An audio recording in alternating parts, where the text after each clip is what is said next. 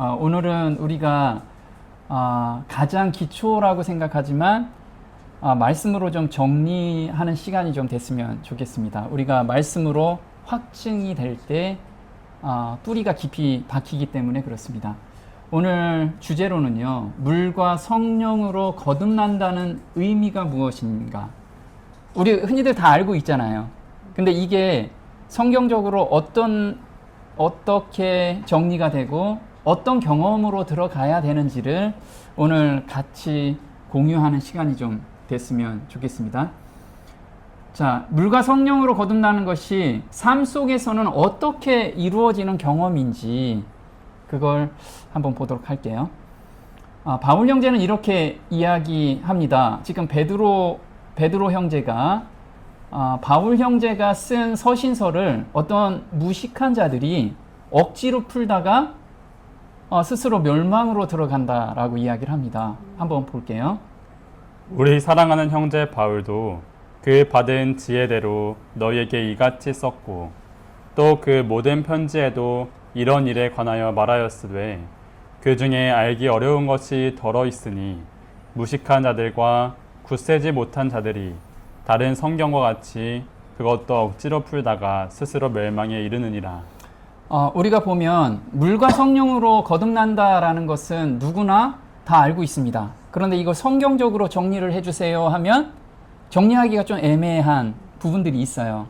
근데 여기서 어떤 이야기를 하냐면 그 중에 알기 어려운 것이 덜어 있으니 무식한 자들과 굳세지 못한 자들. 근데 이때 이 성경을 보는 사람들은요, 니고데모가 굉장히 무식한 자였습니다. 근데 사실 니고데모는 우리 사회에서는 굉장히 유식한 사람이었어요. 그런데 무식한 자라고 이야기를 합니다. 그럼 무식하다라는 뜻이 뭔가가 있겠죠. 이 무식하다라는 뜻은 무엇이냐면 원어로 아마데스라고 하는데 이거는 부정접두사입니다. 그리고 만다노는 배우다. 그래서 배우지 못한 자라는 거예요. 무엇을 배우지 못했냐면 구약에서 이 구원에 대한 정의를 정확히 모르는 사람을 무식한 사람이라고 이야기를 합니다. 그래서 바울 형제는 항상 무엇을 가지고 했냐면 복음을 증거할 때 구약을 가지고 증거를 했어요. 우리도 마찬가지로 복음을 증거할 때 구약을 가지고 증거를 하게 되면 확실한 뿌리를 내릴 수가 있습니다. 사도행전 28장 23절에 이렇게 이야기를 하죠. 저희가 일자를 정하고 그의 우거하는 집에 많이 오니 바울이 아침부터 저녁까지 강론하여 하나님 나라를 증거하고 모세의 율법과 선지자의 말을 가지고 예수의 일로 권하더라. 지금 바울이 하루 종일 아침부터 저녁까지 강론을 했는데 무엇을 가지고 증명을 했냐면 모세의 율법과 선지자의 말을 가지고 무엇을 찾아내야 되냐면 예수의 일. 예수의 일이 뭘까요? 십자가에 못 박히시고 부활하신 것에 대한 것을 모세 율법에서 우리가 증거를 해야만 된다라는 거죠. 자, 이사야서 34장 16절엔 또 이렇게 이야기를 합니다. 너희는 여호와의 책을 자세히 읽어보라. 이것들이 하나도 빠진 것이 없고 하나도 그 짝이 없는 것이 없으리니 이는 여호와의 입이 이를 명하셨고 그의 신이 이것들을 모으셨습니다. 우리가 무식한 자가 되지 않으려면 내가 자의로 이거는 이런 뜻이야 라고 설명하는 것이 아니라 구약에서 그것을 증명해 내주면 자연스럽게 풀린다라는 거예요. 자, 무식한 니고데모에 대해서 이야기를 합니다. 예수님께서 니고데모한테 와서 물과 성령으로 나지 않냐면 하나님 나라에 들어갈 수 없다라고 이야기를 하니까 니고데모는 알지를 못했어요. 그래서 이걸 무식한 자라고 이야기를 하는 거예요. 그래서 요한복음 3장 3절 한번 볼게요.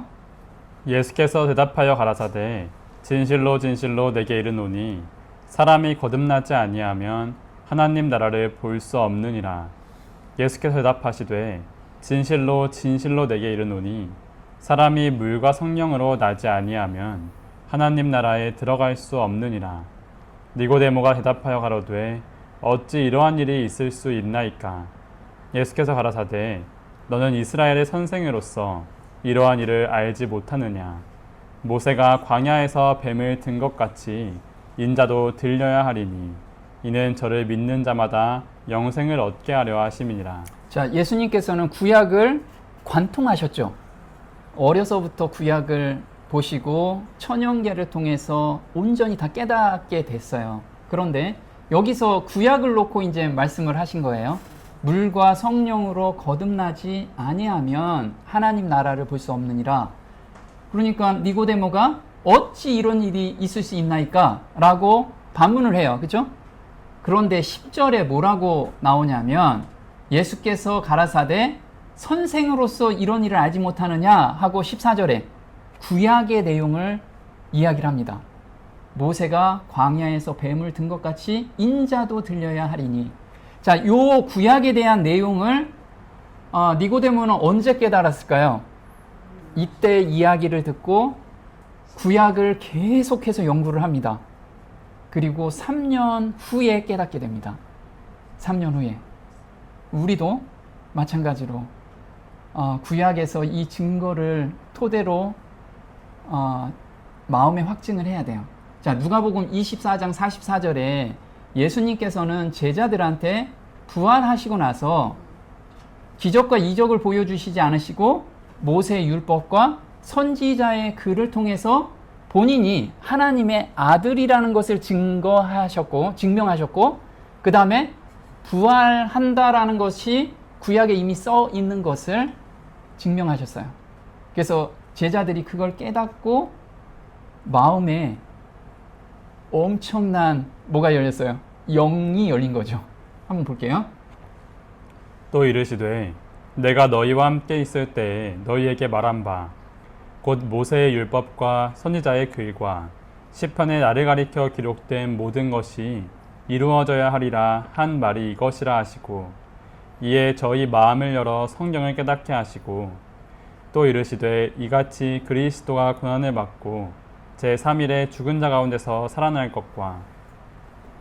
보면 예수님께서 모세 율법과 선지자의 글에서 무엇을 증명을 해주셨냐면 그리스도가 고난을 받고 십자가에 못 박히시고 3일 만에 살아난 것이 너희들에게 생명을 주는데 이게 왜 주는 건지를 말씀을 해주셨어요. 그걸 깨닫고 나서 사람들이 성경이 확 열리게 되고 그 다음에 자기 삶이 완전히 바뀌게 된 거예요. 우리도 그런 삶으로 바뀌어야겠죠. 자, 이스라엘 선생인데 어느 정도 똑똑했는지 한번 볼게요. 니고데모는 유대 나라에서 책임 있는 높은 지위를 차지하고 있었다. 그는 고등 교육을 받았으며 비범한 재능을 가지고 있었으며 국회의 명예로운 의원이었다. 그는 부자여 유식하고 명예가 있는 사람이었지만 이상하게도 초라한 나사렛 사람에게 마음이 끌렸다. 네, 지금 니고데모는 어느 정도 수준이냐면 박사 학위를 딴 박사였습니다. 그리고 국회의원이었어요. 얼마나 똑똑해. 그리고 얼마나 부자였냐면 지금 우리 준 재벌 정도 되는 그런 굉장히 유식하고 명예도 있던 사람이었습니다. 그런데 지금 예수님께서 질문하는 물과 성령으로 거듭난다라는 이 말 뜻을 알지를 못했어요. 그렇게 똑똑한데. 그럼 우리도 사람의 생각으로는 도저히 깨달을 수 없는 것이 바로 저런 이야기라는 거예요. 한번 볼게요. 랍비 교육은 율법, 토라와 선지서, 네비임, 성문서, 케투빔을 포함하는 성경 전체와 특히 율법에 대한 깊은 이해로 실행의 목적을 두고 읽었다. 구전 율법, 미시나 연구와 랍비 판매, 탈무드 연구를 해야 했다. 하나님이 계획하신 구속의 경륜을 깨닫기 위해서 본질을 연구한 것이 아니라 랍비들의 판례나 구전 율법으로 해석해 놓은 것을 토대로 성경 연구를 하였다. 그래서 지금 니고데모는 성경의 박사라고 하지만 성경 자체를 보지 않고 해설서를 본 거예요. 계속 자기들 구전으로 내려오는 것들, 그 다음에 선배들이 해석해 놓은 그걸 보면서 사람들한테 그걸 가르치는 선생이었다라는 거예요. 그럼 우리도 마찬가지라는 거예요. 구원에 이르는 것은 우리가 성경으로 돌아갈 때 성경에서 확증하지 않는다면 이것은 우리한테 밝히 보여주지 못한다라는 거죠. 그래서 우리는 성경으로 돌아가야 돼요. 성경으로. 구약으로 돌아가서 정말 예수님의 십자가에 못 박히시고 부활하신 것이 나한테 어떻게 적용되는지를 깨달아야 된다는 거죠. 자, 생명을 얻기 위해서 구약을 자세히 연구하기 시작했어요. 이때부터. 그래서 이때부터 연구해서 3년이 걸린 겁니다. 다 깨닫는 게, 이해하는 것이. 한번 보겠습니다. 니고데모는 그 교훈을 받아들이고 그것을 마음에 간직하고 돌아갔다. 그는 성경을 새로운 방법으로 연구하였으니 곧 이론을 변론하기 위해서가 아니라 생명을 얻기 위하여 연구하였다. 성령의 인도하심에 자신을 복종시켰을 때에 그는 하늘나라를 보기 시작하였다. 네. 지금까지 한 방식이 아니고 이제 생명을 얻기 위해서 구약을 다시 보기 시작한 거예요. 근데 이때는 언어가 무슨 언어였냐면 히브리어였죠. 그래서 히브리어로 생명을 얻기 위해서 연구하기 시작한 거예요. 그래서 우리가 히브리어로 물과 성령으로 거듭난다라는 것이 무엇인지를 오늘 한번 같이 공부해 볼 겁니다. 히브리어는 우측에서부터 읽는다라고 하죠. 이게 르아흐라고 합니다. 르아흐. 자, 이걸 히브리어는 상형 문자 모양을 보고 글자가 그려진 거예요. 그래서 어떤 글자인지 볼게요. 요거는 머리 모양을 따서 레시라고 합니다. 그래서 머리라고도 하고 통치자 하나님이라고도 이야기합니다. 자, 요거는 몸 모양이에요. 못. 그래서 연결하다 바브라고 하는데요. 연결 이 뜻이고, 그 다음에 헷이라고 합니다. 저건 울타리 모양이에요. 울타리. 그래서 이 울타리 안에 들어오면 그 양들이 울타리 안에 있으면 죽지 않죠. 그래서 생명의 공간이라는 뜻입니다. 생명의 공간. 그러면 르하흐라는 뜻은 뭐냐면 하나님의 생기를 전달하는 보이지 않는 힘이라는 거예요. 하나님의 생기를 연결시켜 주는 거예요. 그래서 생명의 숨결이라고 합니다. 이걸 풀어서 쓴 것이 창세기 2장 7절이에요. 르아흐를 풀어서 쓴 거. 한번 보겠습니다. 여호와 하나님이 흙으로 사람을 지으시고 생기를 그 코에 불어 넣으시니 사람이 생명이 된지라. 자, 하나님의 생기를 코에 불어 넣으니 사람이 살아나기 시작했어요. 살아났다라는 거예요. 이게 창조의 역사예요. 그럼 우리가 거듭난다라는 것은 재창조를 받는 거예요. 요 역사하고 똑같다라는 거죠. 그래서 요걸 이해하면 물과 성령으로 거듭난 것이 무엇이고 어떤 경험인지를 알 수가 있어요. 자, 요한복음 20장 22절에 예수님께서 창세기 2장 7절을 그대로 해석을 놓은 겁니다. 자, 이 말씀을 하시고 저희를 향하여 숨을 내쉬며 가라사대 무엇을 받으라? 성령을 받으라. 이게 뭐냐면 생기를 그 코에 불어넣으시니 생명이 된지라. 이거하고 똑같은 내용을 예수님께서 말씀을 하고 계신 거죠. 자, 근데 요한복음 3장 6절에는 요 생기를 불어넣다라를 바람으로 예수님께서 또 표현을 하셨어요. 한번 볼게요. 육으로 난 것은 육이요 성령으로 난 것은 영이니 내가 내게 거듭나야겠다 하는 말을 기이 여기지 말라. 바람이 임의로 불매 내가 그 소리를 들어도 어디서 오며 어디로 가는지 알지 못하나니 성령으로 난 사람은 다 이러하니라. 자, 우리가 성령으로 거듭나야 되는데 성령으로 거듭난 사람은 바람이 임의로 부는데 그 소리를 아무도 모른대요. 그렇죠? 근데 바람이 불면 선선한 것을 알죠. 그게 바로 생기를 그 코에 불어넣으니 살아난 것은 자기가 아나요? 자기가 알죠. 살아난 것은 자기가 알 수 있어요. 그래서 거듭난 경험을 하는 것은 자기가 정확히 압니다. 만약에 나는 긴가민가하다 라고 하면 거듭나는 과정이라고 보면 돼요. 자, 그래서 우리가 불어넣다 요것을 숨을 내쉬다를 원어로 보면 엠피샤오라고 하는데 숨을 불어넣다라는 뜻과 똑같아요. 그리고 우리가 바람이라는 것을 르아흐라고 합니다. 이 똑같죠. 르아흐라는 거. 그래서 지금 이 세 개의 문장이 다 동일한 문장을 예수님께서 풀어서 쓰신 거예요. 그럼 이게 무슨 경험인지 우리가 좀 봐야겠죠. 자, 생기를 무엇이라고 하는지 한번 보겠습니다. 성령이 없으면, 다시 말해서 하나님의 생기가 없으면 무딘 양심과 영의 죽음이 있을 뿐이다. 만약 영혼이 하나님께로 돌아가는 순수한 회심이 없으면, 만약 하나님의 생기가 영적 생명을 회복시키지 않으면, 만약 진리를 믿는다고 공언하는 사람들이 하늘의 원칙에 의해 움직여지지 않으면 그들은 영원히 썩지 아니할 씨로 태어난 것이 아니다. 자, 성령이었으면, 다시 말해서 하나님의 생기를 뭐라고 얘기해요? 성령이라고 이야기합니다. 성령이 없으면, 만약에 성령이 들어오면 어떤 변화가 있어요? 무딘 양심과 영이 죽어 있던 영이 다시 깨어난대요. 다시 깨어나서 무엇을 하기를 원하냐면 생기가 영적 생명을 회복시켜서 하늘의 원칙에 의해 움직여지고 싶은 거예요.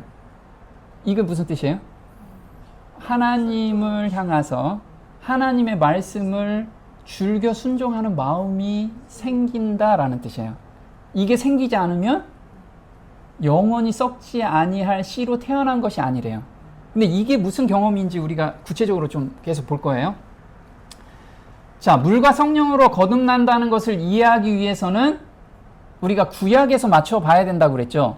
구약에서 맞춰 봐야 돼요. 계속 어디를 봐야 되냐면 창세기 1장, 2장이 창조 사역입니다.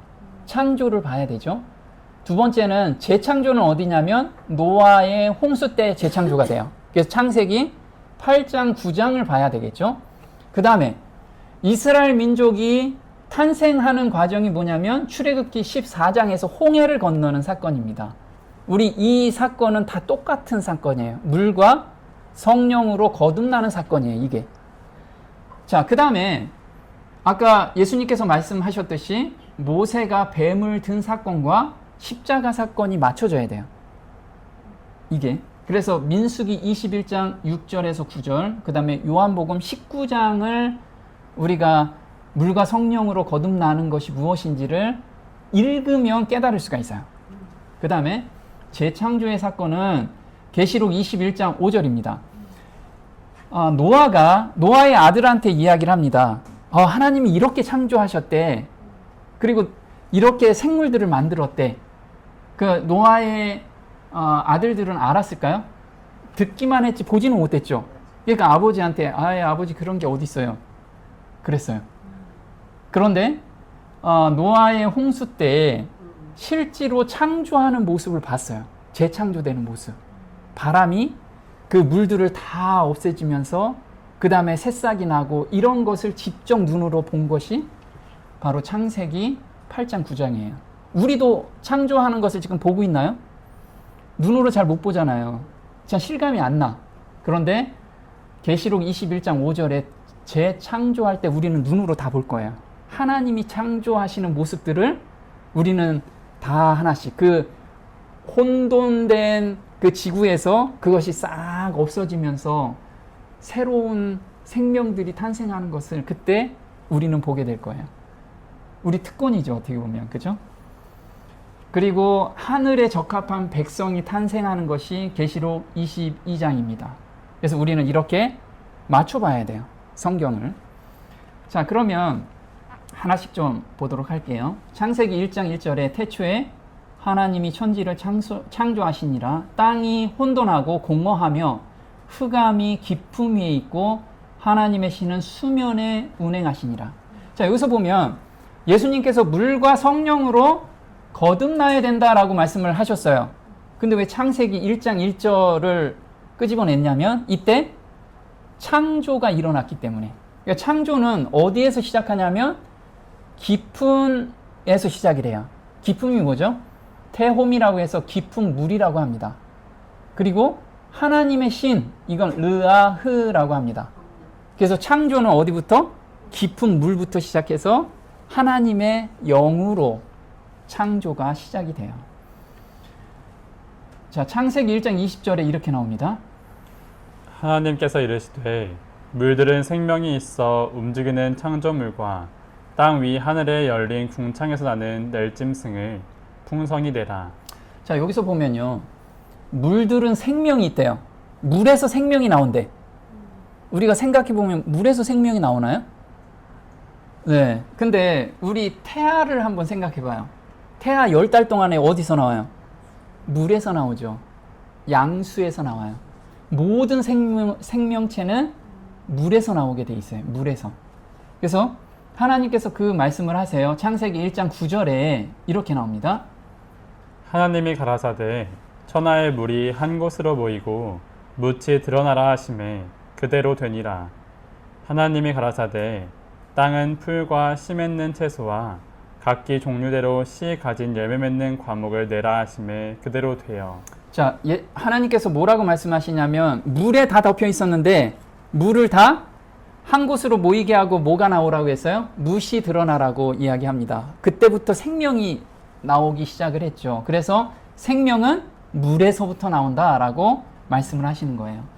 자, 베드로전서 3장 5절에 그들은 이 사실, 즉 하나님의 말씀으로 말미암아 하늘들이 옛적부터 있었고 또 땅이 물에서 나와 물 가운데 서 있는 것을 일부러 알려하지 아니하느니라. 그래서 창세기만 보면 생명은 어디서 나온다? 물에서 나온다라는 것을 불어 잊으려고 하는 거예요. 하나님이 창조한 것을 불어 잊으려고 한다라는 거예요. 자, 그럼 물과 성령으로 난다라는 게 창조 때죠. 그러면 아까 창세기에서 노아의 홍수 때가 있죠. 요 때가 재창조인데 8장 1절에 이렇게 나와요. 하나님이 노아와 그와 함께 방주에 있는 모든 들짐승과 육축을 권념하사 바람으로 땅 위에 불게 하심에 물이 감하였고 깊음의 샘과 하늘의 창이 막히고 하늘에서 비가 그침에 물이 땅에서 물러가고 점점 물러가서. 보면 재창조될 때 죄인들이 다 멸망을 했죠. 어디에서? 물에서 다 멸망을 합니다. 그래서 물이라는 개념은 죽음을 의미한다라고 지금 이야기를 하는 거예요. 죽음을 의미한다.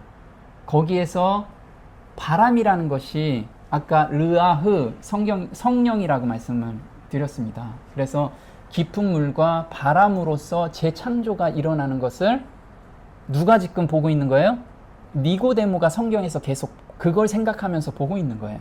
그런데 이게 베드로가 요걸 뜻을 해석을 해놨습니다.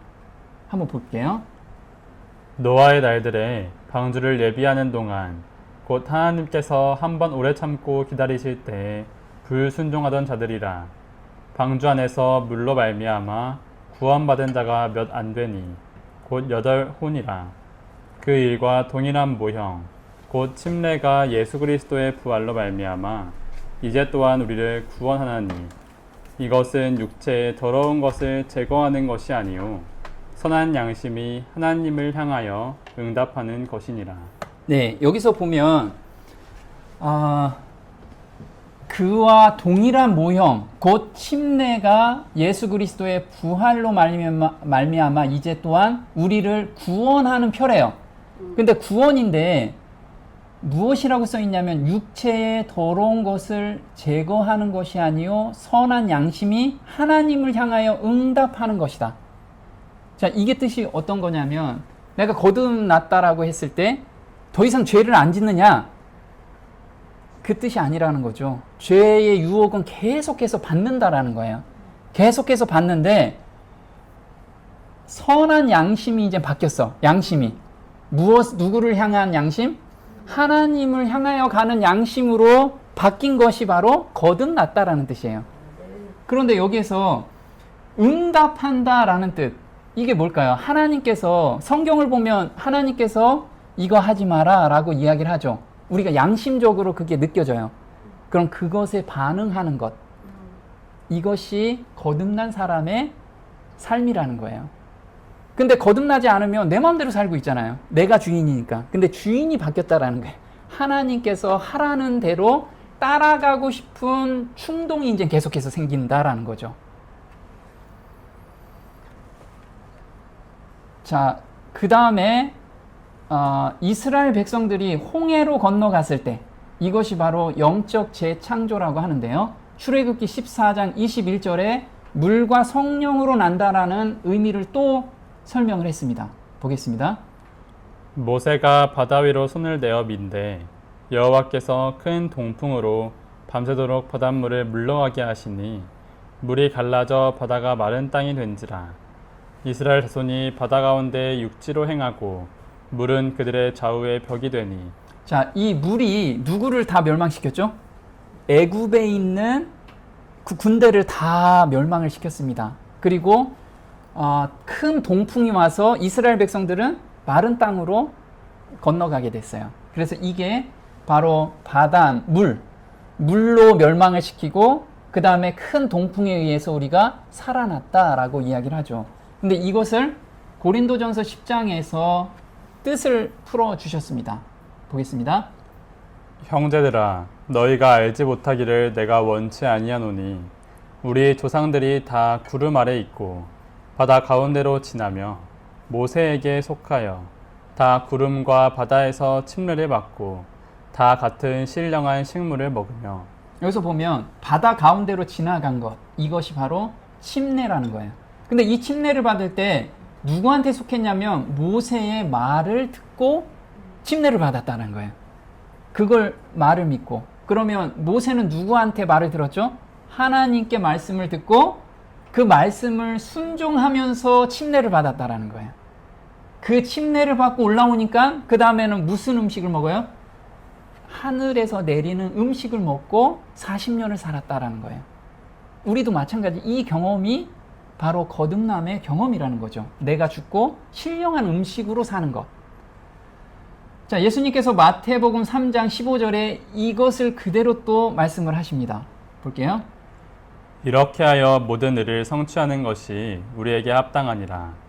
예수님께서 침례를 받으시고 곧바로 물속에서 올라오실 때 보라, 하늘들이 그분께 열렸으며 또 하나님의 영께서 비둘기같이 내려와 자기 위에 내려앉는 것을 그분께서 보시더라. 여기서 보면 예수님께서 침례를 받으시죠.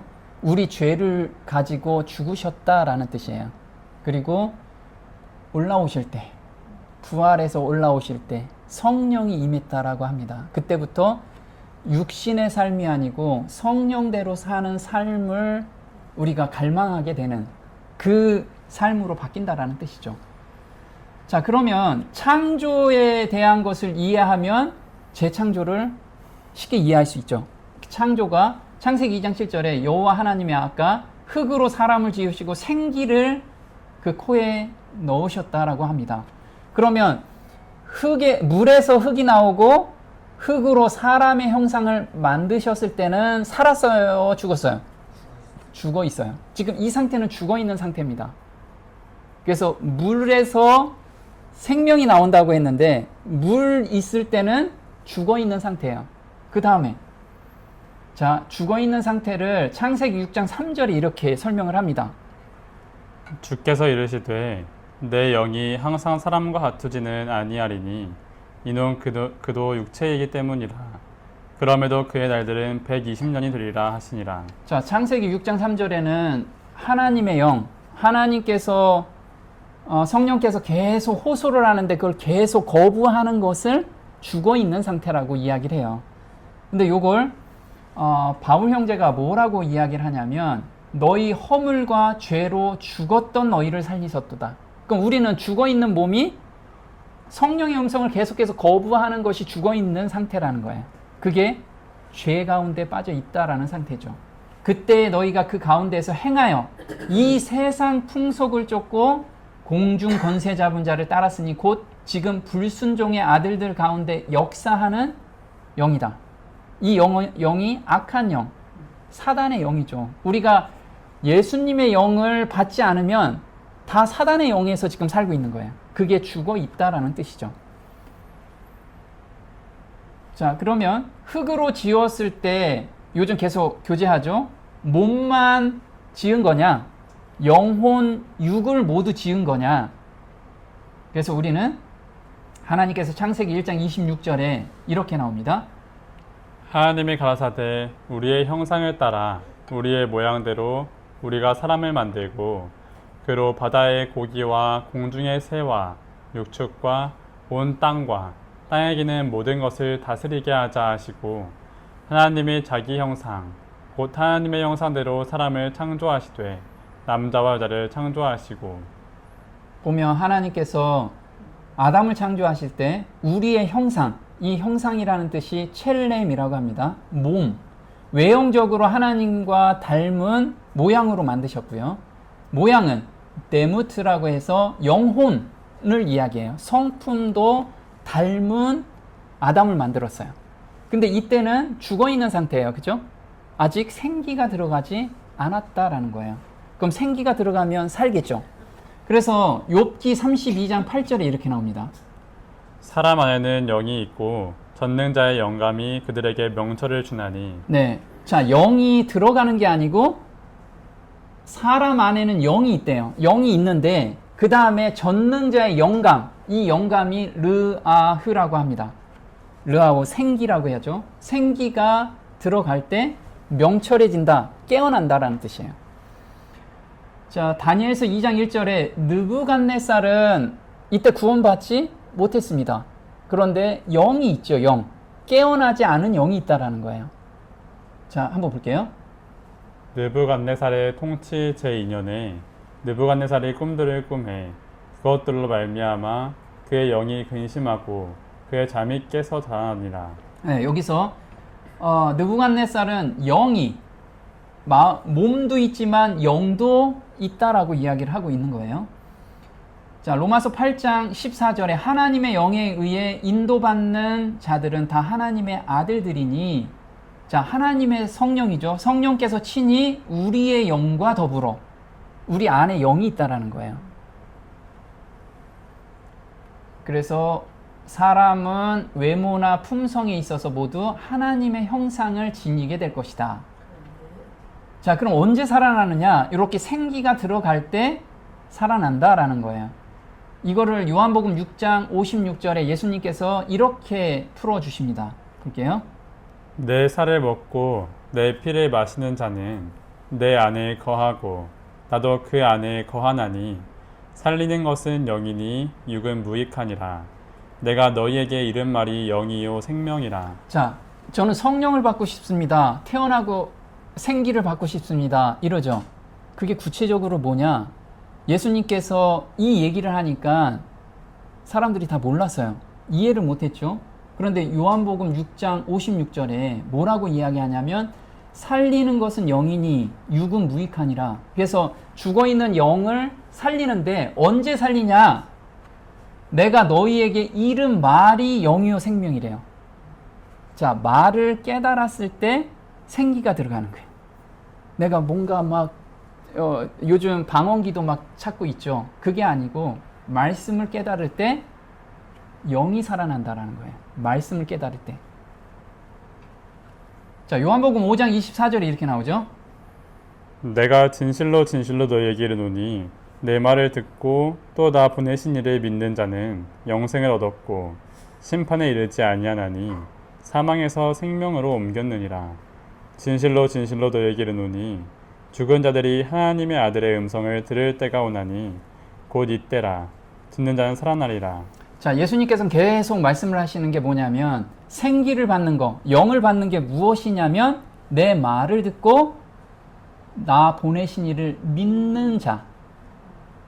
자, 믿는다라는 게 뭘까요? 나 그 말씀 믿어요 라는 게 믿는 게 아니죠. 믿는 것은 행한다라는 거예요. 뭐냐면 영혼 없는 몸이 죽은 것 같이 행함이 없는 믿음은 죽은 것이라. 그래서 믿는다라는 건 말씀이 들어왔을 때 그대로 따라가는 게 믿는 거라는 거죠. 우리가 이런 거 하죠. 부모님이, 아버님이 돌아가실 때 유언을 했어요. 이 자식이 항상 도박을 하고 있어. 그래서 너는 도박하지 마라. 계속 정직하게 좀 살아라. 이렇게. 그럼 그 말을 믿으면 앞으로 도박하고 싶은데 아버지의 유언이 생각나서 하고 싶은 마음이 올라올 때마다 하지 않게 되죠. 이게 믿는다라는 뜻이에요. 믿지 않는 것은 그게 뭐 난 다시 도박할래. 이렇게 가면 믿지 않는다라는 뜻이야. 그래서 우리는 하나님의 말씀이 들어오고 믿는다라는 건 그 말씀이 순종하고 싶은 마음이 생긴다라는 거예요. 자, 내 말을 듣고라고 하는데 예수님께서 무엇이라고 말씀하셨을까요? 뭐라고 말씀하셨냐면 마태복음 4장 17절에 이걸 말씀하셨어요. 이때부터 예수께서 비로소 전파하여 가라사대 회개하라 천국이 가까웠느니라 하시니라. 자, 예수님께서는 내 말을 듣는 것이 율법을 지켜라, 이걸 철저하게 행하라, 이렇게 말씀하신 게 아니고 회개하라 천국이 가까웠느니라. 이게 예수님께서 하신 말씀이에요. 회개하라. 그럼 회개한다라는 뜻이 무엇인지 사도행전 2장 37절에 이렇게 나옵니다. 저희가 이 말을 듣고 마음에 찔려 베드로와 다른 사도들에게 물어 가로되 형제들아 우리가 어찌할꼬 하거늘 베드로가 가로되 너희가 회개하여 각각 예수 그리스도의 이름으로 침례를 받고 죄 사함을 얻으라. 그리하면 성령을 선물로 받으리니 이 약속은 너희와 너희 자녀와 모든 먼데 사람 곧 주 우리 하나님이 얼마든지 부르시는 자들에게 하신 것이라 하고. 자, 하나님께서 부르신 자한테는 반드시 주시는 게 성령이에요. 죄 사함을 받고 성령을 받는 것을 반드시 주신대요. 자, 부르실 때가 뭐냐면 이렇게 성경 말씀에 자기가 끌려서 왔을 때, 거기에서 마음을 열었을 때는 반드시 주시는 게 선물이라는 거예요. 선물. 그런데 회개를 하기 전에 무엇이 먼저 왔냐면 말씀을 듣고 마음에 찔리는 것. 자, 이 말씀을 듣고 마음에 찔리는 게 무엇일까요? 이게 죄에서 내가 벗어나고 싶어도 벗어날 수 없는 자신을 발견할 때 있죠. 이때가 내가 어찌할꼬, 이 애통하는 마음이 생기는 것을 의미한다라는 거예요. 그래서 깊은 회개라는 것은 문둥병 환자라는 것을 내가 스스로 자각했을 때, 이 문둥병 환자는 자기는 이 문둥병이 낫고 싶어서 5만 가지를 다 했지만 자기가 할 수 있는 게 아무것도 없다라는 것을 그때 자각을 해요. 그러면 낫고는 싶은데 자기가 할 수 있는 것이 아무것도 없다라는 이 생각이 들어오면 절망이 들어오죠. 그때 예수님을 발견하게 됩니다. 저분한테만 가면 나는 살 수 있어. 그러면 나의 모든 것을 내려놓고 거기에만 올인한다라는 거예요. 올인해서 예수님을 만나기 위해서 이때 문둥병 환자한테는 돌로 쳐서 죽여도 되지만 그 어려운 그 많은 고난을 아무것도 그게 나한테는 방해 요소가 안 되는 거예요. 오로지 예수님만 만나고 싶은 그 마음 때문에. 그래서 내가 문둥병 환자라는 것을 깊이 자각했을 때가 바로 우리가 어찌할꼬, 이때 예수님을 찾아가게 된 거죠. 그래서 마태복음 8장 2절에 이렇게 써 있습니다. 한 문둥병자가 나와 저라고 가로되 주여 원하시면 저를 깨끗게 하실 수 있나이다 하거늘 예수께서 손을 내밀어 저에게 대시며 가라사대 내가 원하노니 깨끗함을 받으라 하신대 즉시 그의 문둥병이 깨끗하여진지라. 자, 이 마태복음 구조를 우리가 보면 이 문둥병 환자의 마음 상태를 알 수가 있어요. 자, 마태복음 8장은 산상수훈이 끝나는 마태복음 5장부터 7장 후에 바로 예표가 나온 것이 문둥병 환자입니다. 이 문둥병 환자가 어떤 마음을 가지고 있었냐면 바로 마태복음 5장 3절부터 마음을 가지고 있는 자의 예표로 설명을 해주신 거예요. 한번 볼게요. 심령이 가난한 자는 복이 있나니 천국이 저희 것임이요 애통하는 자는 복이 있나니 저희가 위로를 받을 것임이요 온유한 자는 복이 있나니 저희가 땅을 기업으로 받을 것임이요 의에 줄이고 목마른 자는 복이 있나니 저희가 배부를 것임이요. 지금 마태복음 5장 3절부터 6절까지가 회개에 대한 이야기입니다. 회개하는 사람은 이 마음을 가지고 있다라고 예수님께서 말씀하신 거예요. 그래서 문둥병 환자는 이 마음을 가지고 있었어요. 뭐냐면 자기가 문둥병 낫고 싶은데 나을 수가 없다라는 것을 통회하게 된 거예요. 그게 바로 심령이 가난해진 상태죠. 그 다음에 애통, 창자가 끊어지는 고통 가운데 있었어요. 우리가 죄에서 벗어나고 싶은데 도저히 벗어날 수 없는 그 절망감, 그 애통하는 마음까지 간 거예요. 그리고 온유한 마음을 갖고 싶은데 온유한 마음이 없는 자신을 발견하게 됩니다. 그래서 의를 받고 싶은 거예요. 나는 문둥병을 낫고 싶어. 이것이 간절한 것이 의에 줄이고 목마른 이 마음을 가지고 있는 것이 바로 이 문둥병 환자였다라는 거예요. 우리가 이 마음 상태로 갔을 때 예수님을 드디어 발견하게 되는 거예요. 그래서 내 문둥병을 대신하여 걸리신 후, 여기서 보면 한 문둥병 환자가 예수님께 주여 저를 낫게 해주세요, 이렇게 간절히 매달렸죠. 그래서 예수님께서 즉시 깨끗함을 받으라 라고 얘기했어요. 근데 이때 사건이 뭐냐면 이 문둥병 환자의 문둥병이 누구한테 전가됐어요? 예수님께 전가된 거예요. 그건 문둥병 환자가 다시 돌아갔을 때 예수님이 자기의 문둥병을 안고 죽으시는 분이라는 것을 깨달을 때 다시 그 죄 가운데 빠질 수 있을까요? 정말 그 마음은 자기가 정말 문둥병이 예수님이 가져가셨다라는 걸 보면 그냥 말 한마디로 나셨다라고 하지만 실제로 일어난 사건은 내 문둥병을, 예수님이 문둥병을 앓게 된 거예요. 내 죄를, 우리 죄를 지으면 죄책감을 가지고 있잖아요. 그 죄책감도 예수님께서 그대로 가져가신 거예요. 그걸 우리가 생각한다면 그 죄에 다시 빠지고 싶은 생각이 없죠. 그래서 내 죄와 죄책감을 대신 지시고 십자가에서 고통을 받는 모습을 상상하라. 이것이 십자가를 바라본다라는 뜻이에요. 그러면 그 죄에 다시 빠지고 싶은 마음이 안 생기는 게 하나님의 은혜라는 거예요.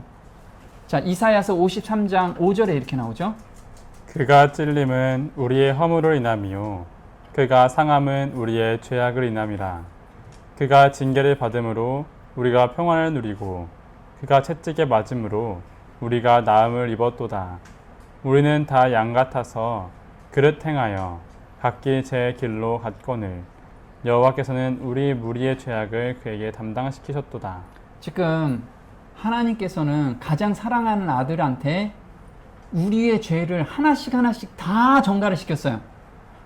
나의 이 죄책감, 나의 죄를 다 지금 전가를 시킨 상태라는 거예요. 그걸 생각해봐라, 우리가. 자, 보라, 세상 죄를 지고 가는 하나님의 어린 양이로다. 이게 침례 요한이 이야기를 한 거죠. 근데 나와 같은 몸으로 오셔서, 예수님은 나와 다른 몸으로 오신 게 아니에요. 나와 똑같은 몸으로 오셔서 내가 만약에 죄책감을 하면 똑같은 죄책감을 예수님께서는 그대로 받으시는 거예요. 그분이 더 중요한 건 뭐냐면 그 죄를 가지고 그냥 돌아가셨지 그 수준이 아니고요. 둘째 사망까지 경험하신 거예요. 자, 우리가 지금 지옥불에 멸망하고 싶지 않죠. 지글지글 타는 거.